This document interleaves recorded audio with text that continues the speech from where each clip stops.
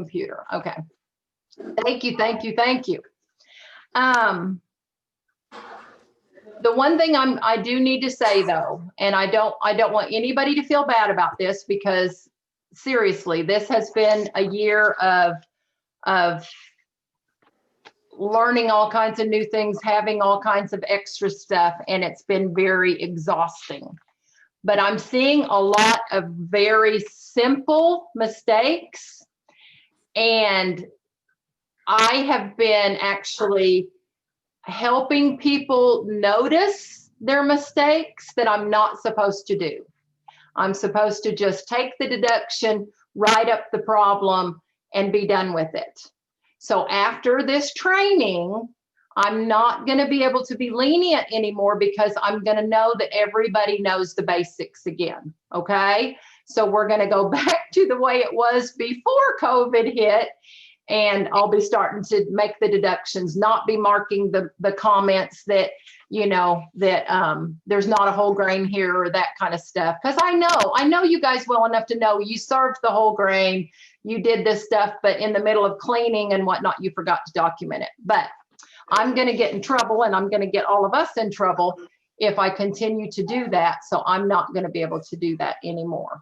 So, okay, let's get busy, because this is going to be,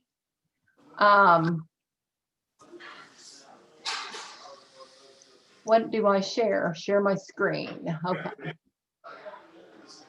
And then here, view. You guys have to be very, offer me a lot of grace, please. This is my first time to train on Zoom. I've used Zoom a lot for helping people through Better Beginnings. I have helped some new homes through regulation using Zoom, but this is the first time I've used Zoom this way. So you guys offer me a lot of grace. I'll appreciate it. Once again, PDR in the chat box to get credit. Put your name and your PDR number. And also, if you will put a children's book in, your favorite children's book, I'm making a list of those so that we'll have them. Okay, Debbie Jo, after this, if you'll mark a line and do not allow anybody else in the on-time drawing, okay? And Debbie Jo, you can unmute yourself, because if you see a question or something in the chat, you're welcome to go ahead and, I see hands raised, but do I need to do something there? Or are people just playing? Put it in the chat box if you guys need something, because we have a lot of stuff to go through, and I don't want to have to stop, okay? We're going to go through both meal patterns. We're going to go through the infant meal pattern, and we're also going to be going through the child meal pattern. We're going to be going through required documents. We're going to be talking about things that I'm seeing problems with. So let's start with the infant meal pattern. Remember that the infants are birthed to 11 months. So the day that they turn 1 year old on their birthday, they become a child pattern participant. You're going to notice that the infant meal pattern has flexibility. That's one of the things that I have loved about this new infant meal pattern. It does make it a little bit hard to monitor, but it offers you the flexibility, because not all children develop at the same rate. Every child is different, and this gives you the flexibility to be able to decide what your child and your care needs and work with the parents to see what they need. Minimum serving sizes are from 0 up. That does not mean that you don't have to feed the child at all. That just means that you don't want to be force feeding the infant. That means that you could start with just a little spoonful just to give them a taste. I want to make sure that everybody remembers this guide, because a lot of times what we do is we get these guides and then we put them on a shelf and we never use them. Inside this guide has this parent piece. It has the parent, it tells the parent how they need to be introducing foods when the child's ready to eat, the infant is ready to eat. And it tells, and they can actually fill out a form and give to you so that you know what they've been given, what they have been offered at home, and what they're eating at home. So my first question to you guys are, let's see if this works. Can you guys see the poll? Shake heads yes or no. Yes? Okay. Why is it important for parents to introduce foods to an infant before the child care provider? And I'll give you a few seconds to answer that. Why is it important for parents to introduce foods to an infant before a child care provider? The parent has the right to decide what the infant eats because you don't want to be liable for the risk of choking. If the infant has allergies, it would be best to happen with the parents. Parents have more time than the child care provider. What do you think the correct answer is? I'll give you 15 more seconds. We've almost got everybody. Okay, let's see. Can you guys see the results? This is the first time I've done this. Shake heads yes. Thank you. You are correct. The main group is correct. If the infant has allergies, it's going to be best for it to happen with the parents. Yes, the parent does have the right to decide what the infant eats, but they do have to follow the pattern. So that's a good choice, but the best choice is you want them to be sure, and if any allergies happen, it's going to happen with the parents.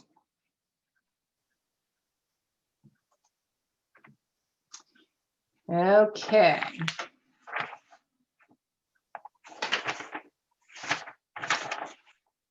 Let me go back one. This is the obligation to serve form that you have to have on every single infant in your care. This is not an option. Even if a parent or you decides not to enroll an infant in the CACFP, they have to fill out this form and you have to have it in your facility, because we have to be able to prove that you allowed the parent to decide to decline to be offered the CACFP food. So that is an option. It's not a very good one because then you're not getting reimbursed for their meals, but it is an option if you have one of those parents that's on those silly apps or those kind of things, and you are not able to accommodate what they need, what they want or need. Let's go over quickly how to fill this thing out because I'm getting a lot of them that aren't right. Name of family child care provider, of course, is you. The type of formula offered on this second line, you are required as a CACFP participant to buy 1 can, jar, whatever, of iron fortified infant formula. This has to be kept on hand in case the child runs out of something, you know, that's in your care. The infant runs out of their formula or their breast milk. Even if they are only offered breast milk, you have to have a can, jar up in your counter that is not expired. So that's what goes here. That is the type of formula that you would offer if the infant did not have anything inside your facility. Name of the infant, birth date. I accept the types of formula offered by my family child care provider. This is if you are giving the child, if you are purchasing the formula for the infant, then they would mark that one. But if you are having them purchase the formula or bring the breast milk, you need them to decline the type of formula, and then you put what type of formula they're going to provide, or you circle breast milk. This line is if they will be coming to your facility and breastfeeding on site. That is the only time that you would mark that one. You always want them to accept your meals and snacks unless you are not going to be being reimbursed for this child, this infant, and then you would mark, I decline these meals and snacks. And then they would put, I will provide meals and snacks for my infant, yes, but you want them to mark, I accept the meals and snacks. An infant can be, you can have one component that they are allowed to bring. And so most people have them bring the formula or the breast milk because that's the most expensive. Now let's quickly go over the infant meal pattern. For up to 6 months, the only thing that is required is their formula or their breast milk. That's all you have to give them. At 6 months, unless you have doctor documentation saying that they are not able to start complementary foods, then you have to start feeding them something. Most times it's best to start with the infant cereal, usually the rice. Once again, have the parent start it at home. And then the vegetable fruit component can come a little bit later. And for lunch and supper, it's the exact same. Breakfast and lunch are the exact same. Breast milk formula, cereal or meats, and then your vegetable or fruit. Snack, this is the time that it is this, it's not pick two. You have to do all three. Breast milk or formula, a grain or the infant iron fortified infant cereal, and then a vegetable or a fruit or a combination of both. Now, if a baby is under 6 months and you are just taste testing to see if they are developmentally ready, please do not put the food on your menu yet. Wait until a child is consistently eating and you feel comfortable, because once you put that they're eating something, it has to be given at all 3 meals. Because once again, just like the child, you are required to serve it. They are not required to eat it. Our job is to serve it. Okay. Infant meal pattern footnotes. To review, breast milk or iron fortified infant formula or a combination of both, because if a parent is not able to provide the amount of breast milk that an infant needs, you do have to supplement with a formula. That you can request that the parent brings both, but they do have to supplement it because they do have to have that minimum serving size. It must be served to an infant birth through their 11th birthday. Breast milk can continue to be served after an infant turns 1. You do not have to provide any kind of documentation because a mother's breast milk is able to be served as a fluid milk. However, if the parent cannot provide the minimum quantity, even after a year old, you do have to supplement with either the whole or the skim or the 1% according to their age. Remember, with an infant, dry infant cereal has to be iron fortified. Yogurt, just like a child, can be no more than 23 grams of sugar per 6 ounces, or per 8 ounces, I'm sorry. This is across the board for both infants. And no, it is 6 ounces. I typed it wrong, sorry. 6 ounces. That's across the board for both infant and child. And then ready to eat cereal, if you're giving them some kind of little finger foods like Cheerios, they can have no more than 6 grams of sugar per dry ounce, just like the children. Fruit or vegetable juices are not allowed to be served to infants, even if they are 100% fruit juice. Are there any questions? I'm going to unmute you quickly if I can figure it out. Were there any questions over? Mute all. Okay. I have a question. Yes. What's the question? I'm sorry. You guys are going to have to unmute yourselves because I don't see an unmute. Who's got a question? Tammy, Yes? Kathy Langham said something about peanut allergies. Peanut allergies, yes. Peanut butter is not allowed to be given to infants at all. Peanut butter is not allowed. That's even a licensing regulation. And then we question, what if a parent refuses to start at home even though 6 months? Do you still go ahead and offer? They have to get a doctor's note. You need to work with the parent and explain why you see that the child is developmentally ready. And that's where these books are really handy. Remember, you can get these books for your parents also. And I've got plenty. So if you guys want more for a parent, let me know and I'll be glad to get it to you.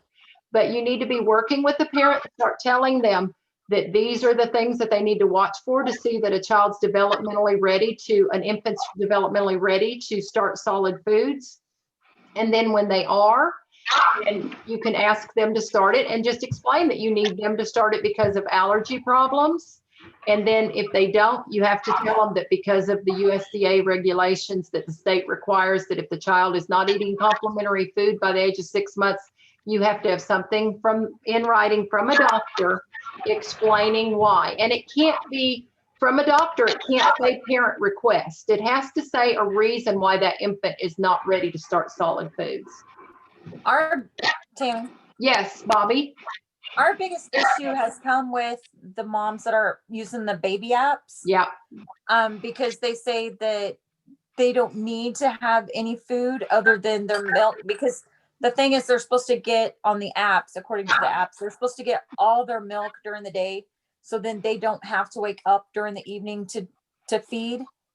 And mom and dad gets a full night's rest. Right. So the big issue, like we had one that it was a mutual, we're not a good fit for you, over this particular problem. Because the baby was now 8 months old and she still wasn't feeding her food at home. And she was upset that we were. And she just wasn't happy about it. I mean, we gave her the list, we gave her the menu, we gave at that point in time, they would have to have a doctor's note. I mean, that would be your only option at that point in time.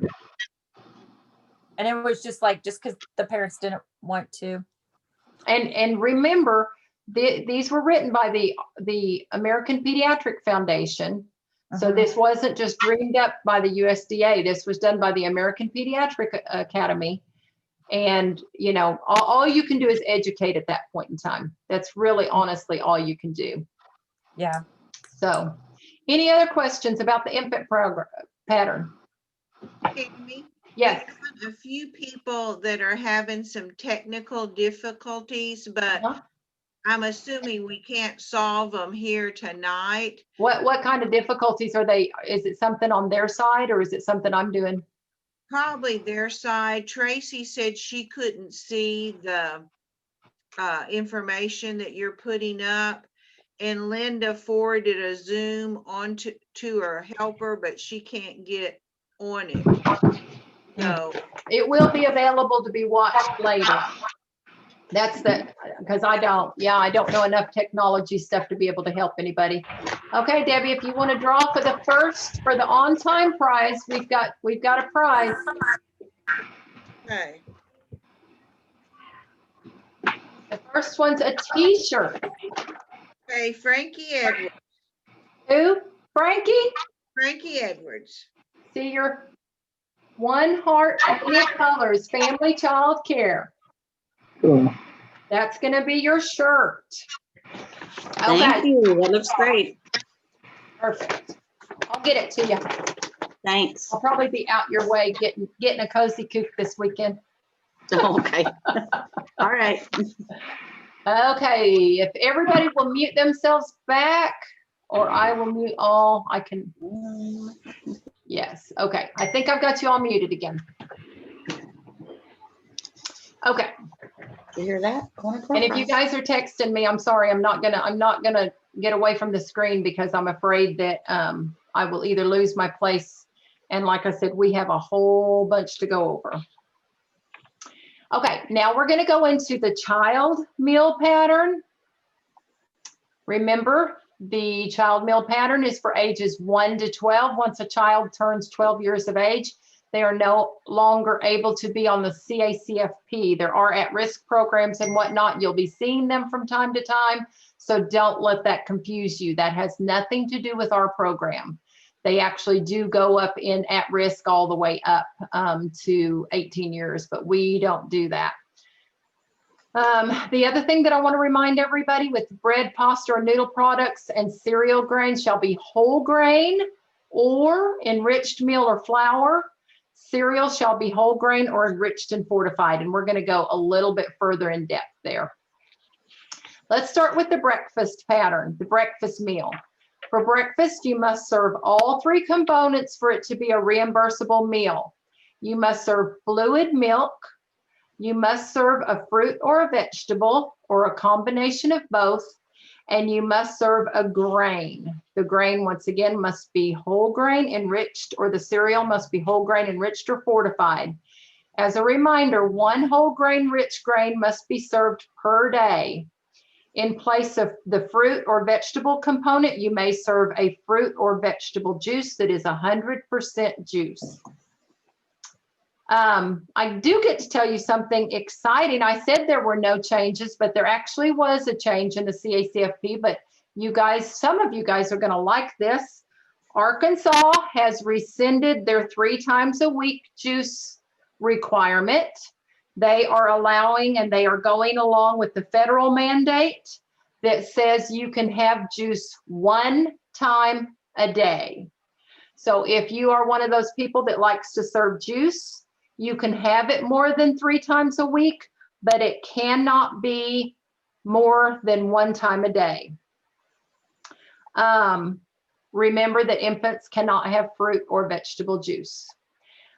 In all of our meal patterns, it is broken down ages 1 to 2, 3 to 5, and 6 to 12. Once again, this is strictly for your at-risk programs, the 13 to 18.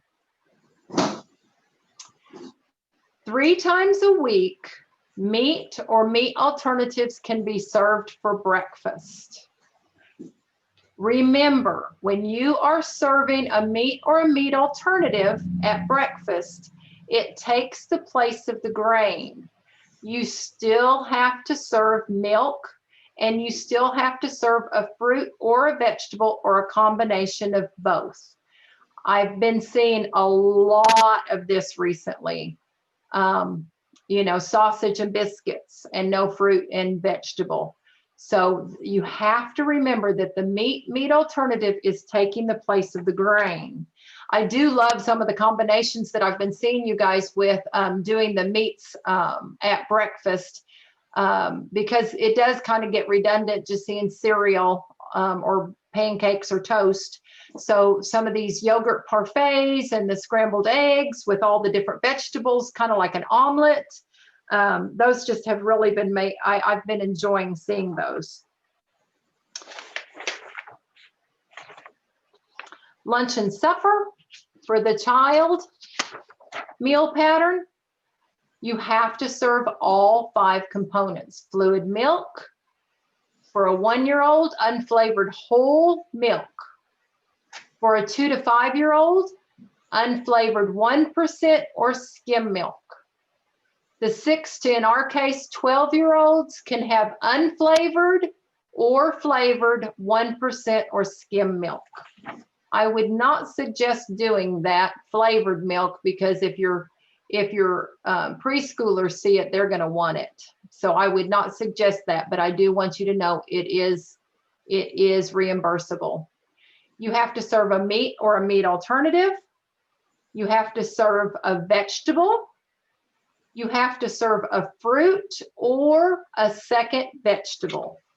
And you have to serve a grain. And once again, it has to be enriched, fortified, or whole grain. And whole grain has to be served 1 time a day. Now you'll notice that the different amounts, and they are quite a bit different. So you guys that have mixed age groups have to be very careful with this. Right now, especially with the only way you are allowed to serve food right now during COVID is pre-plated. You are not able to do family style. You are not able to do even allowing the children to, take apple slices off of a plate, any of that kind of stuff. Everything has to be pre-plated, or you have to have an individual serving size that the child is touching on their own. They cannot take the chance of touching anybody else's food. So since you guys are pre-plating food, it's a little bit easier to keep track of these amounts. But a lot of times people will just choose the larger amount and give it to everybody. Remember, it has to be the minimum meal serving size on the plate. You can't say, well, they never eat their full serving and just give them a small amount of vegetables. They have to have their minimum serving, and all components have to be served at the same time. I know from experience from being a childcare provider, and I've been in your homes and I've actually watched children that will fill up on their milk and then not want to eat their meal, or fill up on their fruit and not want to eat the rest of their meal. If you'll start with minimum serving sizes, usually that will not be enough to fill them all the way up. And remember, your job is to serve it, their job is to eat it. It is okay. Say, for instance, if you wanted to pre-plate their food and then give, start with your fast eaters and give or start with your slow eaters, and end with your fast eaters and, rotate around and then give them their milk after they've started eating. Most of you guys would have plenty of time for them to be getting some food in before you get their milk in front of them. You can also put their plate in front of them without their fruit on it, but you better be right behind it with the serving spoon. You cannot wait till they've eaten their fruit or their vegetables and their meat and then give them a fruit as dessert. Okay, before we go to snack, let's do one more poll to make sure that I've got you guys still awake. Let's see if I can find the other polls. Relaunch, share results. No. Debbie Mays, I can only see one of my polls. Maybe edit? No. Not edit. That wasn't it.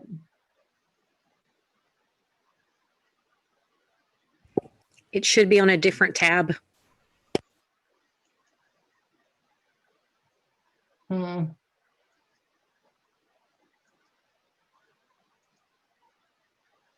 No. Okay, well, we're just going to put it in the chat. I really like the polls, but I can't find it, so I'm sorry. How many components do you have to serve at snack? You have 5 components to choose from. How many do you have to serve at snack? Oh, wait, I did find it. You guys can stop. Okay, try that. How many components are required to make up a snack? Oh my goodness, look at that. Uh-oh, lost it. You guys are so good. I don't even know why I bother. I'm going to end the poll, share the results. Can you see it? Shake heads, yes. 2, you are exactly right. And water is not a component. Don't forget that. Water is not a component. Okay. I don't know where my snack. There it is, snack. Snack, you have 5 components to choose from. Fluid milk, and the milk is the same as lunch. You cannot give flavored milk, and the ages are the same. Meat alternatives, vegetables, or fruits, or a grain. I need to quit holding on to my clicker, don't I?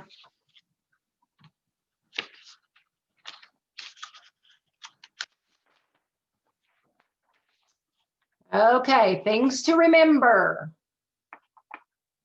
16, 17. One whole grain must be served each day. We'll be going into whole grains in depth at our next training. So I'm not going to do a lot of the how to figure out what a whole grain is. Okay. Juice is no longer, this is an old slide. You will see that this has just been changed. Juice is no longer limited to 3 times a week, but you are only allowed to give it 1 time a day. Ready to eat cereal, instant and regular hot cereals contain less than 6 grams of sugar per dry ounce. Yogurt contains no more than 23 grams of sugar per 6 ounces. And meat alternatives can only be served 3 times a week at breakfast in the place of the grain. Juice and milk together as a fluid cannot be served as a snack component. Water. Water must be offered and made available throughout the day. Across the board, all children must have water offered and made available. Now, that does not mean that you have to have their water bottle sitting at the table with them, but if you are having like a snack and there is no milk or no juice being served, put water in front of them. When I'm there for snack and I see that you put water in front of them when you're not having some kind of fluid at snack, it does help me see that you are fulfilling this requirement. Now, if they have a water bottle that's sitting, you know, if you have a place that your water bottles sit and you leave them sitting there, that's fine. But if I see a child say, I'm thirsty or I need to get a drink, then they either need to be allowed to get up and get a drink of water, or you need to give them their water at their table.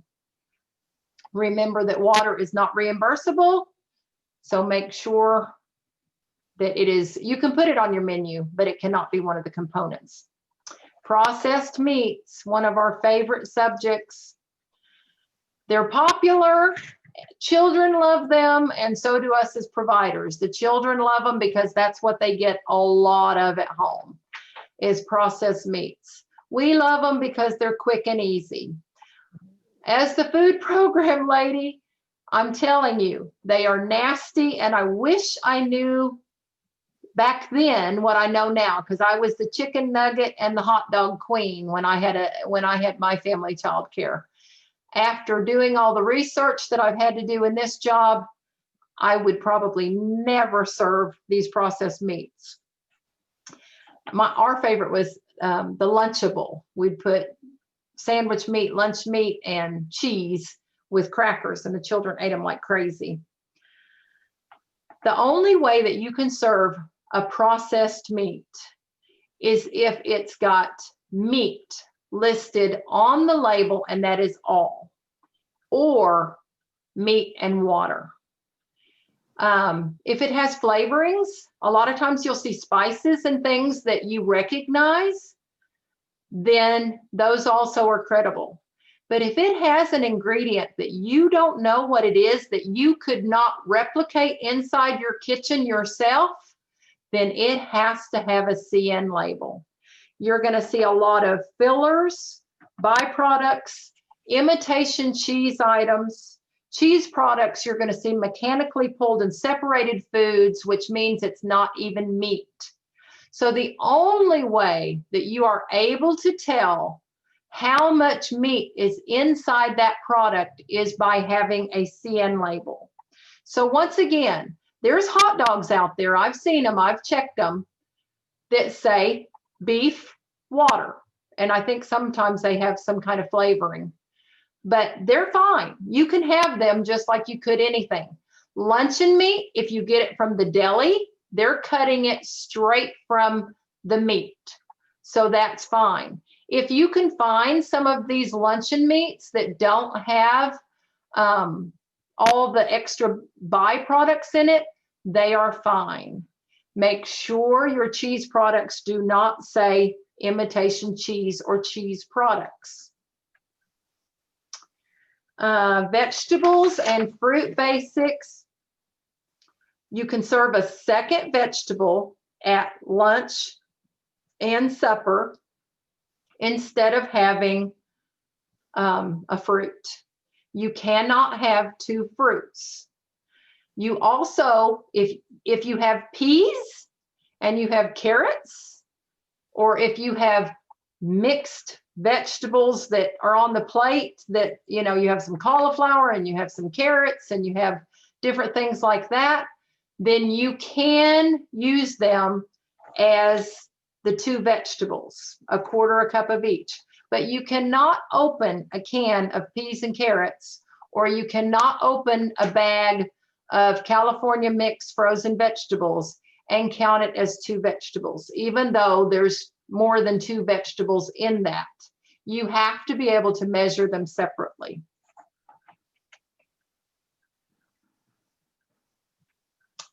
Grains, at least one serving of grains has to be a whole grain. I know I'm repeating that over and over, but you have to make sure and mark it WG beside whichever one or all of them. A lot of you guys are serving a lot of whole grains. That's great. 2 is best practice, but make sure you document whole grain. Putting wheat bread will not get you, you cannot get reimbursed for saying wheat bread. It has to say WG so that I know that that's your whole grain rich bread. Wheat bread can be all kinds of different things. So it has to say WG. Breakfast cereals cannot contain more than 6 grams of sugar per dry ounce. I wanted to mention a few things about cereal, but I'm not going to go into depth with it because we're going to go in depth when we talk about the whole grains and grains next week. But I wanted to make sure that everybody understands with cereals, you do know the sugar limit. But you can also, breakfast components, you also can just buy WIC cereal. Sorry, I had to look at something real quick. You can just buy WIC cereal, and any WIC cereal will be credible.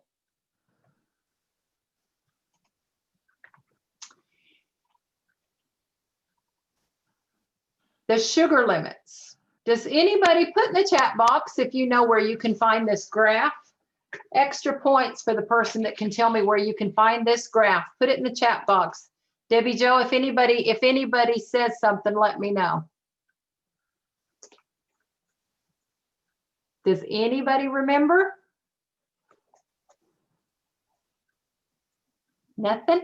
Debbie, yeah. you should be able to unmute yourself. Well, I've got Amy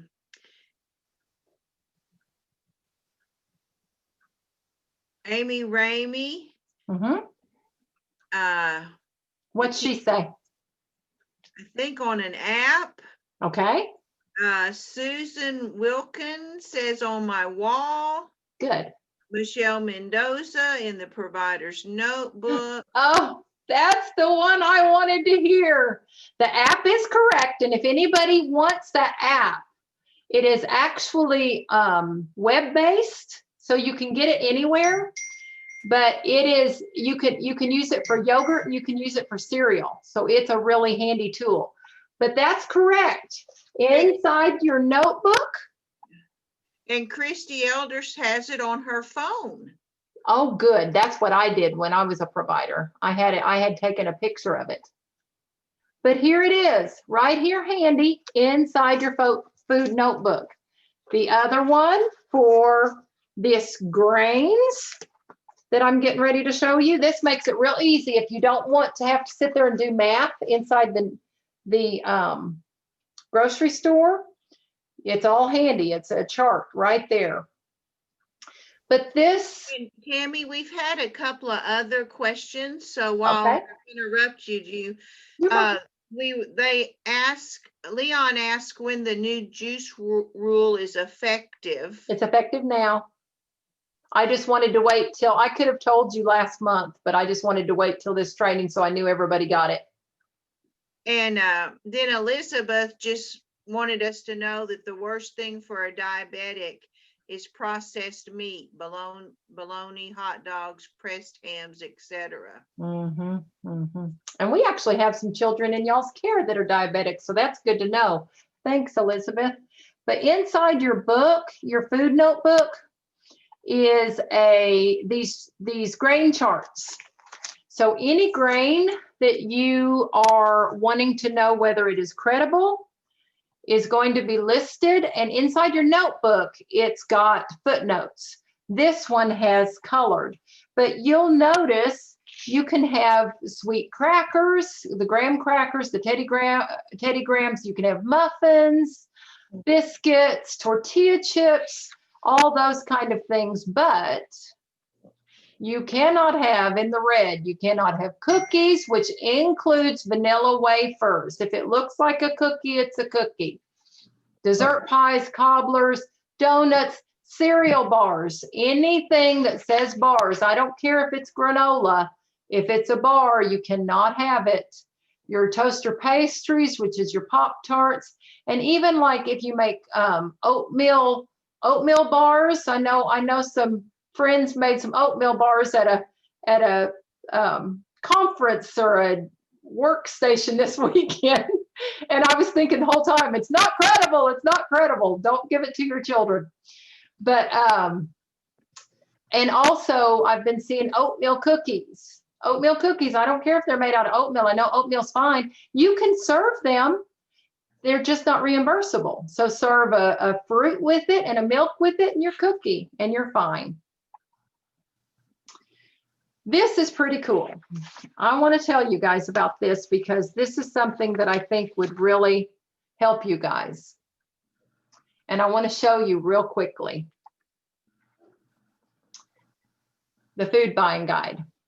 The food buying guide has been available to sponsors forever in a humongous notebook. They now have it available to you guys, to where you guys can use it. You can either make yourself an account and log in, and then it can even make your grocery list and all kinds of things, or you can just use it if you want to just look at something. Grains, I clicked on grains. What foods meet the whole grain rich criterion? It goes in there and tells you how to do it. Examples of foods that are credible towards the grain component.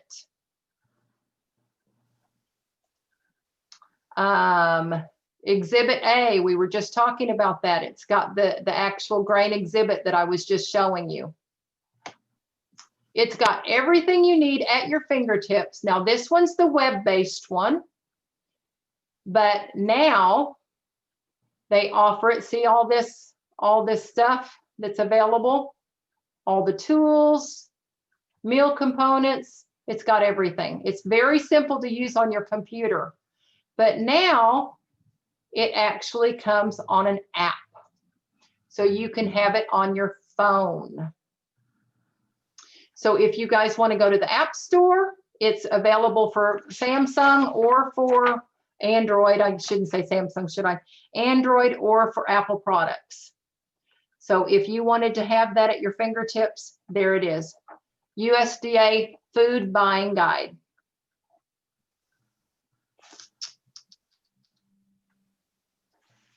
Milk requirements.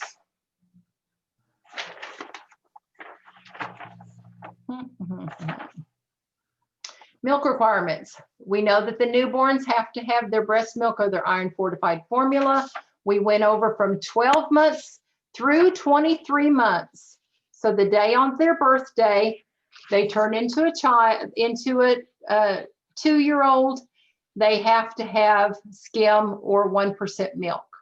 There is a transition period between both infant into your child.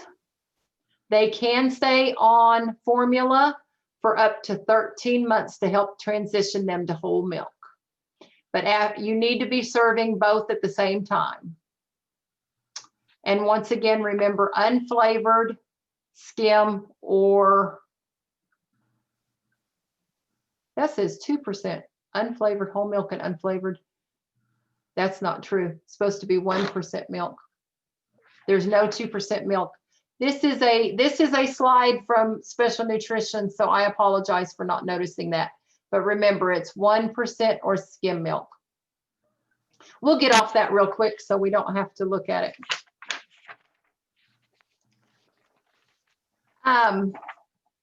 These days, I don't know why, but there are so many milk substitutions, so I want to go over this really quickly. If you have a child that is going to stay on breast milk, you don't need anything. You just keep them on breast milk. If they need something different than whole as a 1 to 2 year old, or skim, or 1% for a 2 and above, I would suggest asking the parent why they do not want them on milk, because you're going to have to buy that special milk. So you need to keep as many on the same milk as you can. If the parent says, you know, if you know there's several out there that have digestive issues, the parent feels like there's an allergy, offer them lactose-free. If they choose lactose-free or soy, all you need is a parent request. You do not need anything from the doctor. As a matter of fact, lactose-free, Lactaid, you don't even need a parent request. You can just serve it. Those of you that are serving Lactaid or lactose-free milk, you don't need anything. If they want soy milk, you don't need a doctor's note because it meets the nutritional value of fluid milk. But you will need a parent request form. All they need to do is write out a note requesting you to serve soy milk. There are other milks out there that have, this is also in your notebook, that are nutritionally equivalent to milk. If it meets this criterion, you are able to use this milk. But remember, if they need anything else, almond milk, rice milk, goat's milk, any other kind of milk other than lactose or soy or a nutritionally equivalent milk, they have to have a doctor's note. You do have to accommodate children with medical disabilities or physical disabilities. You are required, federally mandated. But you can request a medical statement, and that medical statement needs to explain why the child needs to have the substitution. Once again, parent request is not a reason for them to have to, and you have to provide the special milk. Most times it's expensive. Inside your food notebook is a doctor's note. You can make copies and send it with the parent when they go for the substitution. It has everything that they need. You are not required to use this. Most doctors will not fill out this whole thing, but a lot of times the doctors will read what it is that you need. And remember, if sometimes a parent will say a peanut allergy or a orange, to citrus type foods, you can make substitutions and still have the meal pattern for those types of substitutions. So you don't need doctor's notes for those kind of substitutions. The only time you need a medical release is if it's a substitution that makes it to where they're not able to have the food pattern. Once again, we're going to go back to the combination foods. We were talking about the CN labels. If you have a food that has more than one component, like a chicken nugget, a fish stick, a corn dog, any of those kind of things. They have to have a CN label because we need to know how much meat is there. You can't weigh it, you can't measure it because it's got coating on it, and it needs to tell you how much grain there is. Also, your homemade recipes need to have a recipe with it so that we can see how it's been made. CN labels. This is what a CN label looks like for those of you that have never seen one. It's going to say CN on all four corners. It's usually on the back of a bag or a box, and it's going to tell you exactly how many you need to serve to come up with the components. In this case, and these are ones that I've taken at y'all's home, so I know these are available out there in some places. 5 nuggets, whole grain breaded chicken breast, chunk shaped patty, has 2 ounces equivalent of meat alternate. 2 ounces. For a 3 to 5 year old, you only have to serve 1.5 ounces. And it also serves an ounce equivalent of grain. And look, it's a whole grain breading. So with 5 nuggets, you would be able to serve a 3 to 5 year old a full serving of meat, as a matter of fact, a little more, and a full serving of grain. You would not have to serve them another grain, and you could count it as your whole grain. These are fish sticks. 3 fried breaded fish sticks provide 1/2 ounce equivalent of meat and 3/4 ounce of equivalent grain for the child nutrition program. Now, once again, for a child, 3 to 5, you have to serve 1.5 ounces. So all of a sudden, let me get my pointer. This 1/2 ounce, you have to multiply times 3 to serve the amount of meat for these fish sticks. So 3 times 3 is how many fish sticks? 9 fish sticks.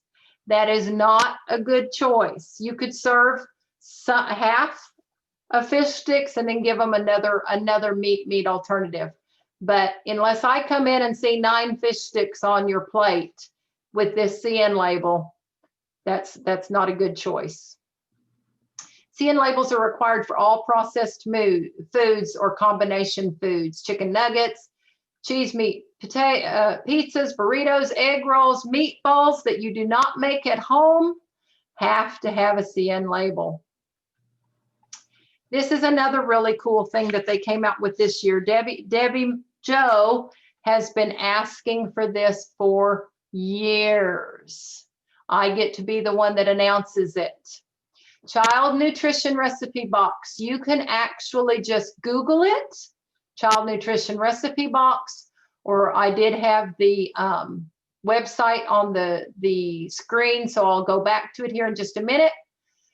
Recipes, when you go to child nutrition recipe box, this is what's going to come up. Let me get I don't have my pointer anymore. Recipes for child and adult food program. Loading. CACFP recipes for child care centers, for family child care homes, and home adult child care. Go to home child care.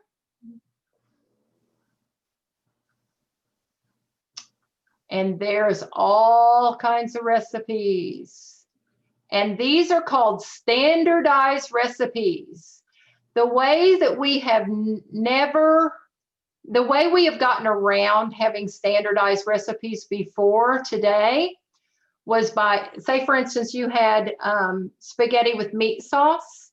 You would have to serve the spaghetti noodles, and then you would have to put the correct amount of meat sauce on top.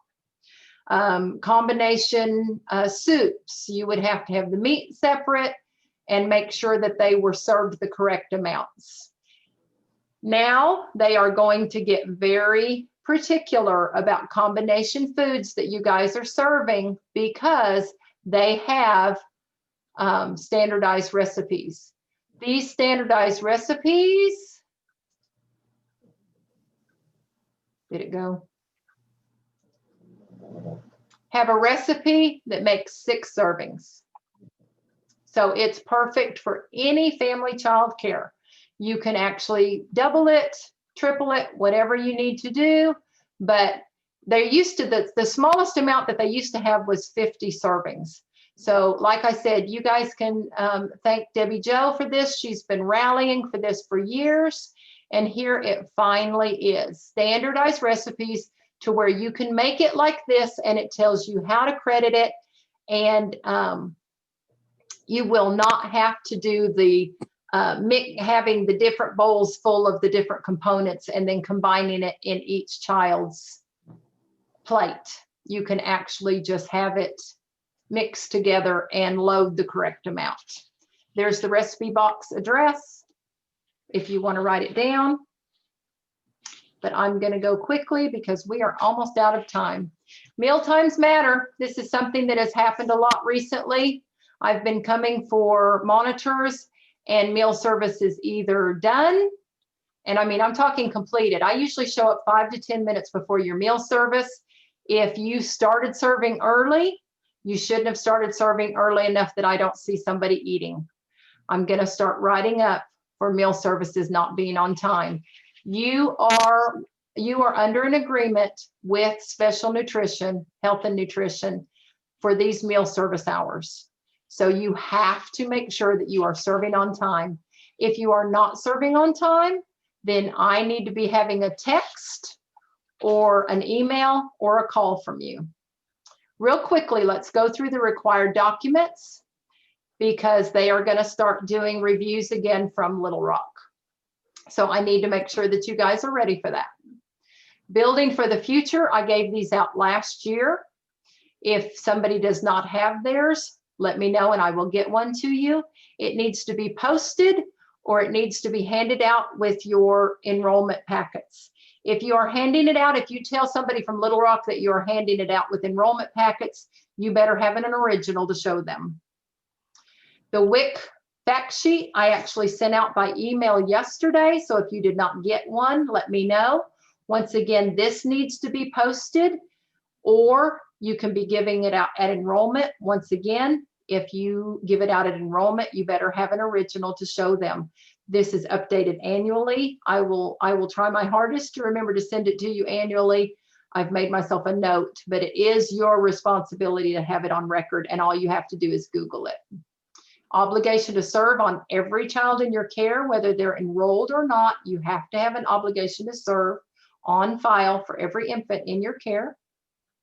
Daily attendance records. And I've been noticing attendance, that very last row. You know how at the end of the day, you add up all your breakfast, all your lunches, and all your PM snacks? That last row that says ATT is your attendance for the day. It has to be filled out. It cannot be left blank and it has to be done daily. Attendance records have to be kept daily. Enrollment records. I have to have a current enrollment on every child and you have to have a current enrollment on every child. That's why you keep the yellow sheet. When they come, they're going to ask for these. So you need to have them all in a file or together to where you can grab them. Please do not put them individually in each child's portfolio because they're going to ask to see every child's enrollment record. And then of course the menu. The menus need to be kept daily after you serve the meal. You can do it at point of service or you can do it at the end of the day, but you cannot pre-fill these out. Records must be maintained on site. They must be kept for 3 years plus the current.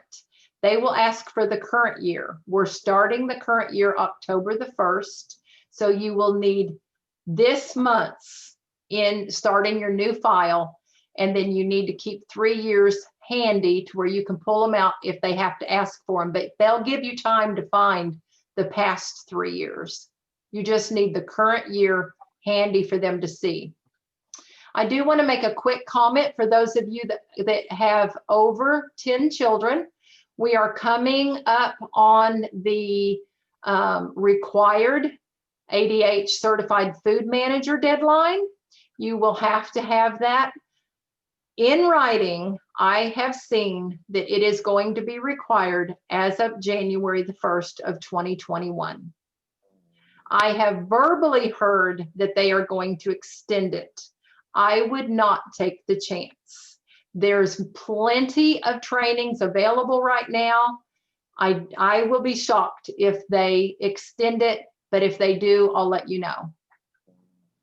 Remember, as a recipient of federal funds, you are under the obligation of no discrimination.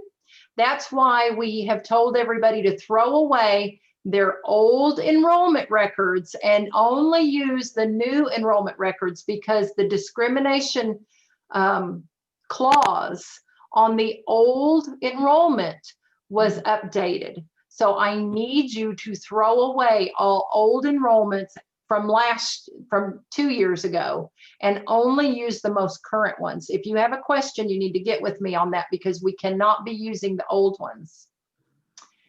Remember, call or email me if you're closing for the day. I have to know those things, because if health and nutrition show up, or if I show up, it puts you straight into corrective action if I don't know that you are closed. And with COVID going on right now, guys, I know a lot of you are having to close for a day here and a day there. So I need to know.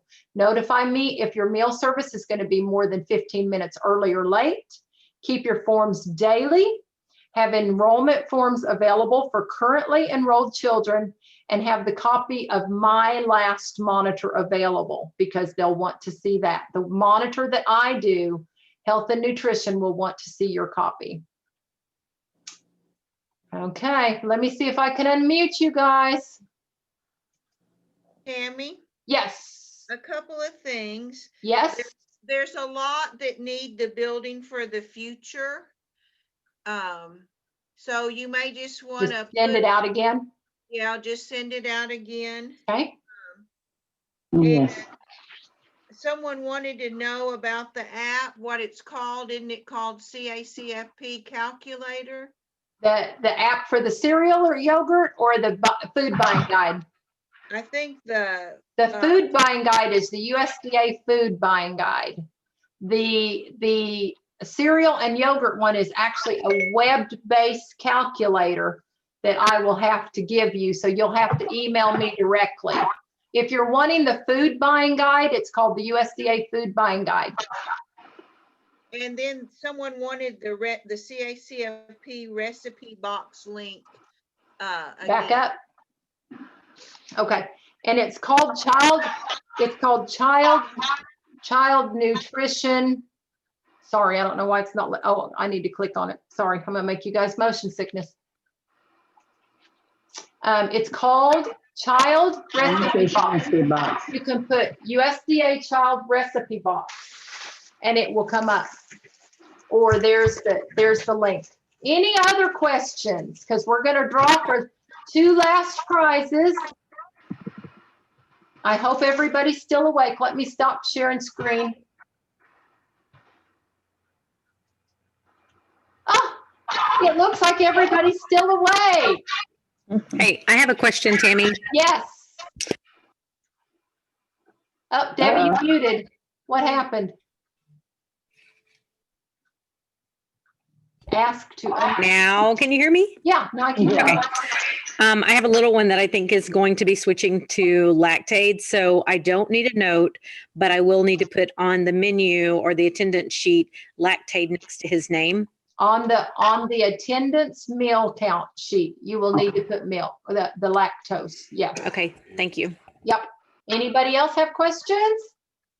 Yes, Pat. One question. Yes. When I got your email and it told me it was today and then the next 3 Tuesdays. Next 2 Wednesdays and then a Tuesday. Say that's not what I got. So it'll be Wednesday, Tuesday. Wednesday, Tuesday, correct. Because I took them days, all them Tuesdays off, but okay, I just want to make sure so I can try to change that. Wednesday, Tuesday. But if you can't make it, remember, it'll be available. You'll just have to take a test. All right, thanks. Anybody else have questions? And I can't see everybody raising hands, so you might have to unmute. Okay, let's do a quick 2 drawings. I know you guys are going to be shocked, but they're going to be Pampered Chef gifts. Yahoo! The first one is a paring knife set. because I know you guys are always cutting stuff. Debbie Jo, I don't see you, but I hope you're still here. I am. Oh. Call out a name. Okay, you can hear me? Okay. Yep. Linda Looney. Linda Looney. I didn't even see Linda was here. Okay. And the last one, brought back by popular demand. They had actually done away with this thing and had to bring it back because so many people were asking for it. It's a steel mini whip. It's good for like putting creamer in your coffee. I love it for that. Linda Looney won a paring knife set. Okay, Linda, were you asleep? Somebody check on her. Paring knife set. I'll get it to you. Okay, Debbie, I'm ready for the whisk winner. Amy Rain. Amy Ramey. Is she still alive? She was worried about dead people not getting their gifts. So ornery. Okay, any other quick questions? And I'm gonna let you guys go because it's 10 after. So you guys got cleaning to do. Any other questions? Make sure your PDR number's in the chat. Okay. You guys have a good night. I'll see you next Wednesday. Bye. Bye. You guys start ending me, and then I'm gonna end it just in case Debbie needs to get any more information.